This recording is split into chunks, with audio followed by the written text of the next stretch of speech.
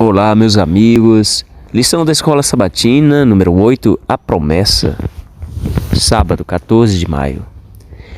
O grande ato de fé praticado por Abraão permanece como uma coluna de luz iluminando o caminho dos servos de Deus em todos os séculos subsequentes. Abraão não procurou se esquivar de fazer a vontade de Deus. Durante aquela viagem de 3 dias, ele teve tempo suficiente para refletir e para duvidar de Deus, se estivesse disposto a isso. Abraão era humano. Suas inclinações e afeições eram semelhantes às nossas, mas não se deteve a discutir com a promessa. Como a promessa poderia se cumprir caso Isaque fosse morto? Não ficou argumentando com seu coração doloroso. Sabia que Deus era justo e correto em todas as suas reivindicações e obedeceu a ordem à risca. Mas, queridos, a fé que Abraão possuía foi demonstrada por suas obras. Por acaso não foi pelas obras que Abraão, o nosso pai, foi justificado quando ofereceu o seu filho Isaque sobre o altar? Você percebe que a fé operava juntamente com as suas obras e que foi pelas obras que a fé se consumou? Tiago 2, 21 e 22.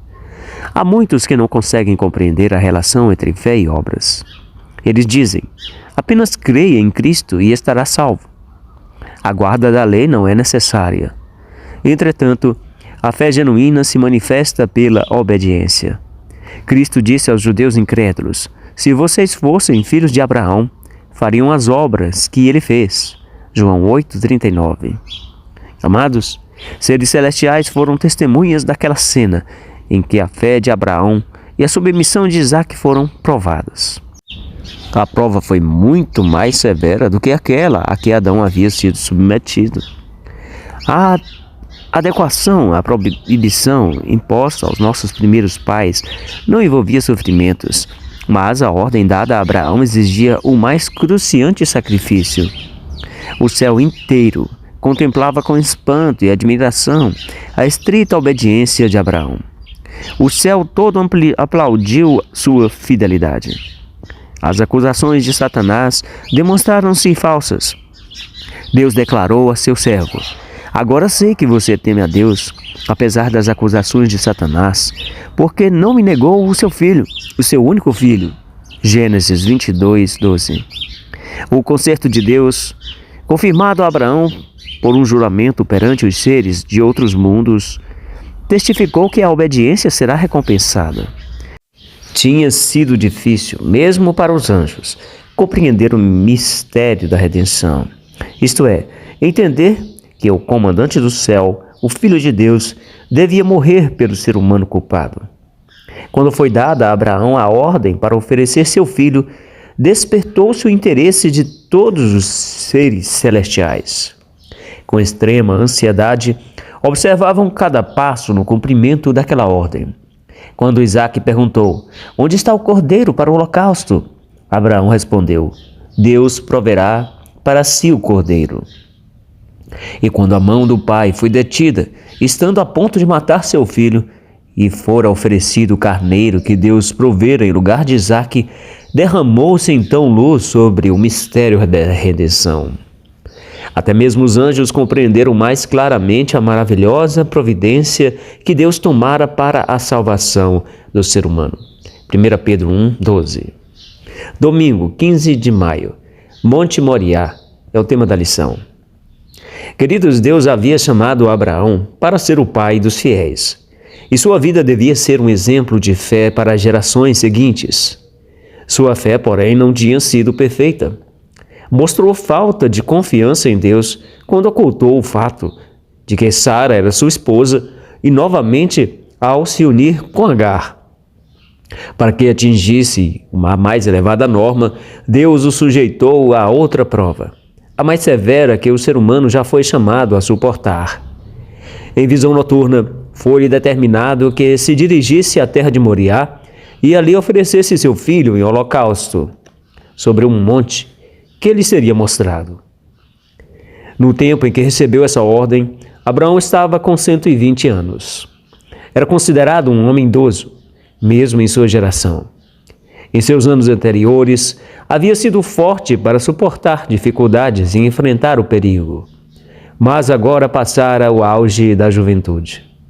Quando é jovem, uma pessoa consegue enfrentar com coragem dificuldades e aflições que a fariam desanimar se fossem experimentadas na velhice, quando os pés caminham vacilantes para a sepultura.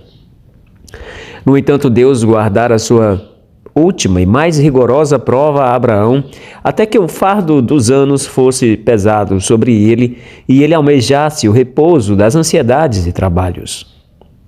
Quando o pecado amortece as percepções morais, meu irmão, o malfeitor não discerne os defeitos de seu caráter, nem compreende a enormidade do mal que cometeu. E a menos que se renda ao convincente poder do Espírito Santo, permanecerá em cegueira parcial com relação ao seu pecado. Suas confissões não são sinceras e fervorosas. O humilde e contrito coração, dominado pelo genuíno arrependimento, apreciará algo do amor de Deus e do custo do Calvário.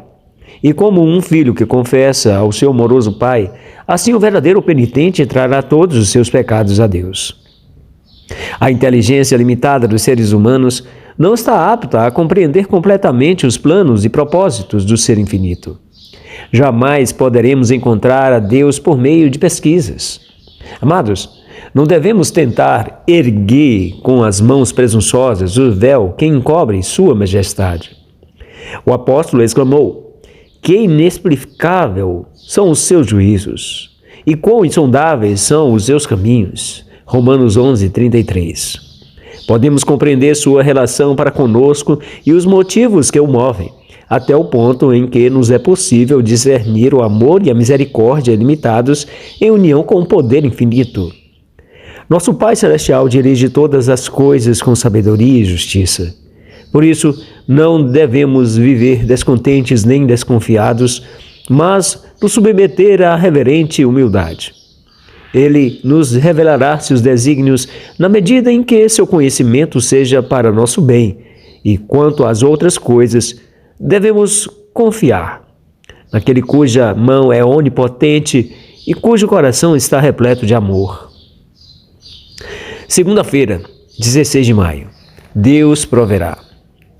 Aquele dia, o mais longo da vida de Abraão, estava lentamente chegando ao fim. Enquanto seu filho e os servos dormiam, ele passou a noite em oração, esperando ainda que algum mensageiro celestial pudesse vir dizer que a prova já era suficiente, que o jovem poderia voltar ileso para sua mãe. Contudo, nenhum alívio veio ao seu coração aflito. Satanás estava por perto para insinuar dúvidas, incredulidade, mas Abraão resistiu às sugestões. Amados, nem nesse momento Abraão murmurou contra Deus, mas fortaleceu o espírito pensando nas provas da bondade e fidelidade do Senhor. Esse filho fora dado inesperadamente, e aquele que conferira essa preciosa dádiva não tinha o direito de perder o que era seu. Então a fé repetiu a promessa. Por meio de Isaque será chamada a sua descendência. Gênesis 21:12. Semente numerosa como os grãos de areia na praia. Isaque havia sido o filho de um milagre, e não poderia restaurá-lo o poder que lhe dera a vida. Olhando para além daquilo que era visível, Abraão assimilou a palavra divina, considerando que Deus era poderoso até para ressuscitar Isaque dentre os mortos. Hebreus 11:19. Com voz trêmula, Abraão revelou ao seu filho a mensagem divina. Foi com terror e espanto que Isaque soube de seu destino, mas não ofereceu resistência. Poderia escapar se quisesse.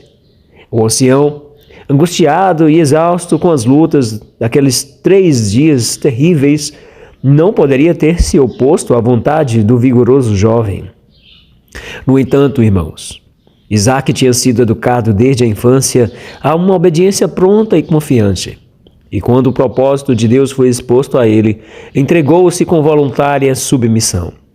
Partilhava da fé que Abraão possuía e sentia-se honrado, sendo chamado a dar a vida em oferta a Deus.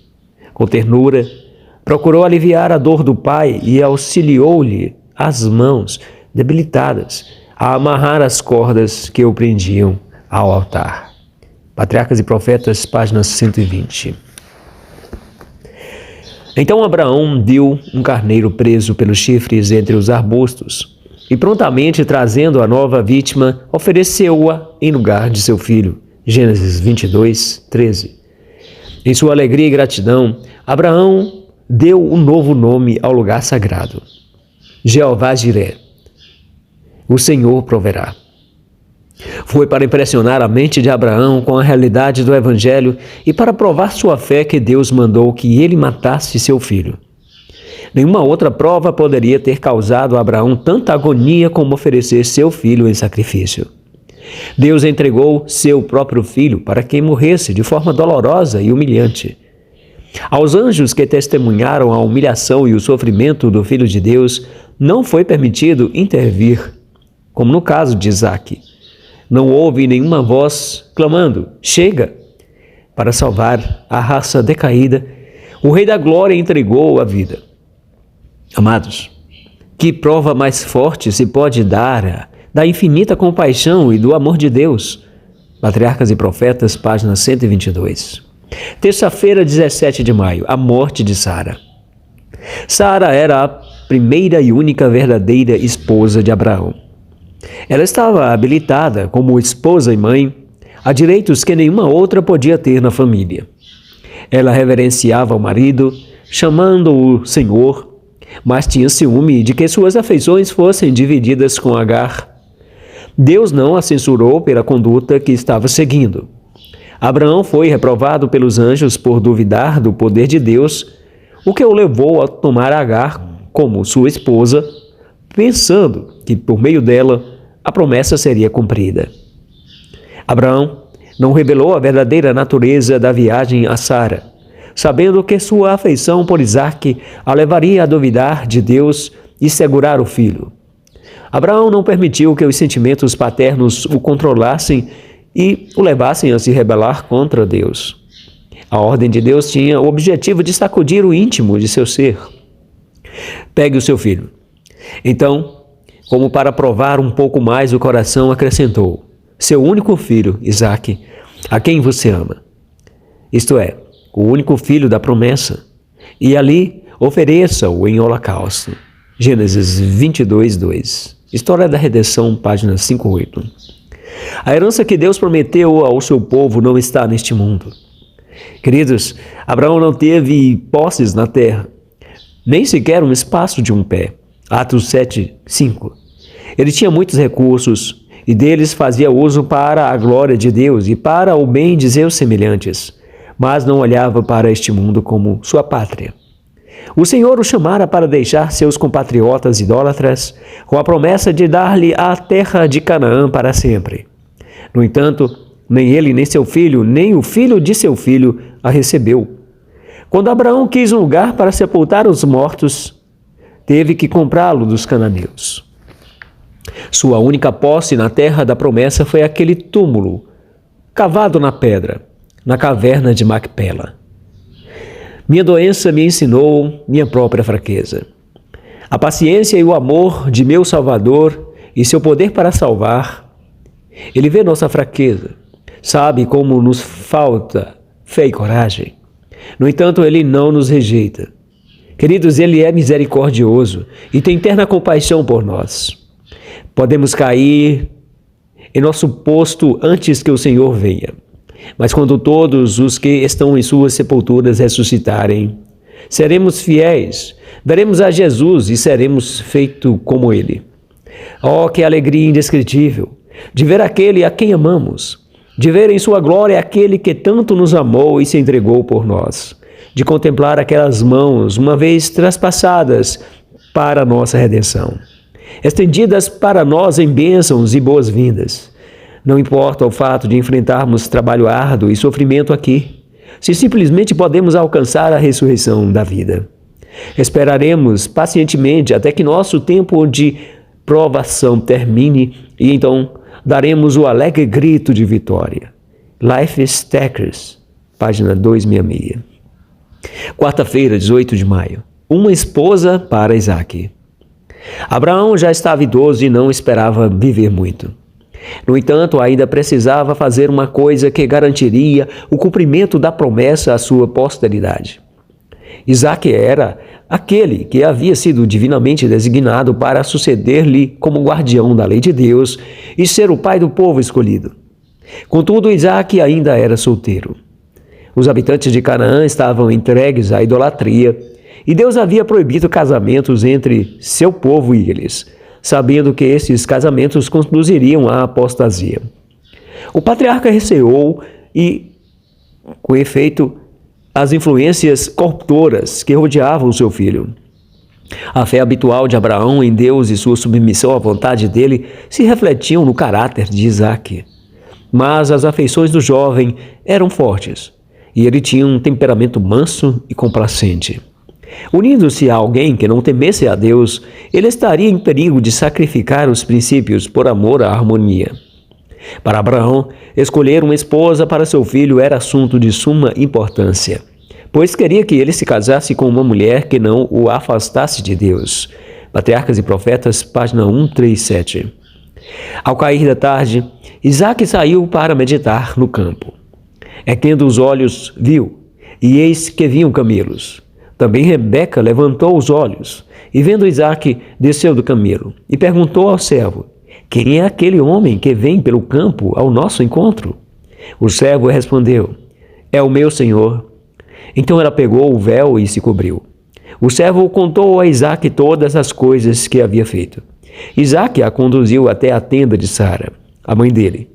Ele tomou Rebeca, e esta se tornou sua mulher. Ele a amou. E assim, Isaque foi consolado depois da morte de sua mãe. Gênesis 24, 63 e 67. Amados, é realmente essencial que alcancemos uma vitória. A vitória sobre a vontade obstinada. Nossa luta só se pode vencer com o auxílio de Cristo. Pode-se lutar árduo e longamente para vencer o próprio eu, mas a menos que receba a força do alto, haverá fracasso. Pela graça de Cristo, pode-se alcançar a vitória sobre o próprio eu e o egoísmo. À medida que for vendo sua vida, a vida de Cristo, manifestando a cada passo sacrifício, revelando constante e crescente compaixão pelos que necessitam de auxílio, virá vitória sobre vitória. Dia a dia vocês aprenderão a conquistar a si mesmos e a fortalecer os pontos fracos de caráter.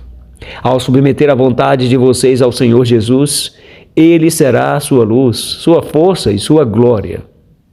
Homens e mulheres poderão atingir o ideal de Deus para eles se tiverem Cristo como seu auxiliador.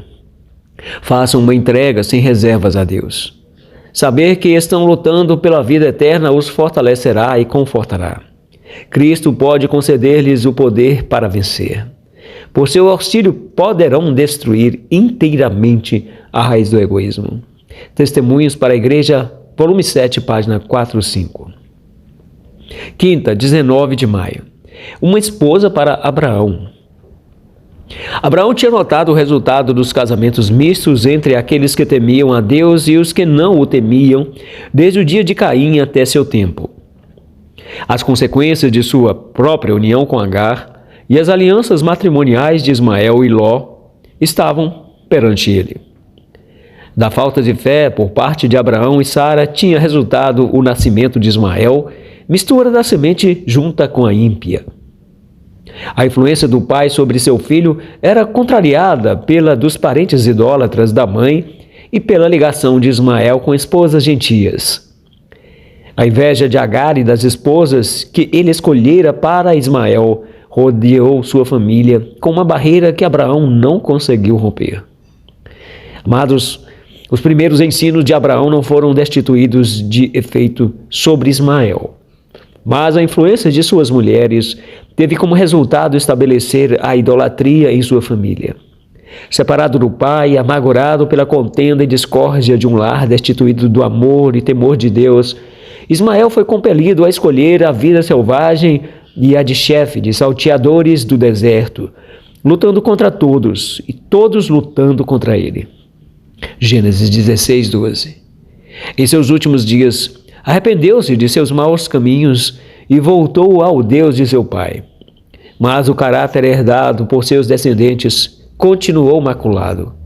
A poderosa nação que dele descendera foi um povo turbulento e pagão, que sempre representou um incômodo e aflição aos descendentes de Isaque. Patriarcas e Profetas, página 139. Meus queridos, uma boa semana, em nome e por amor de Jesus. Amém, Senhor.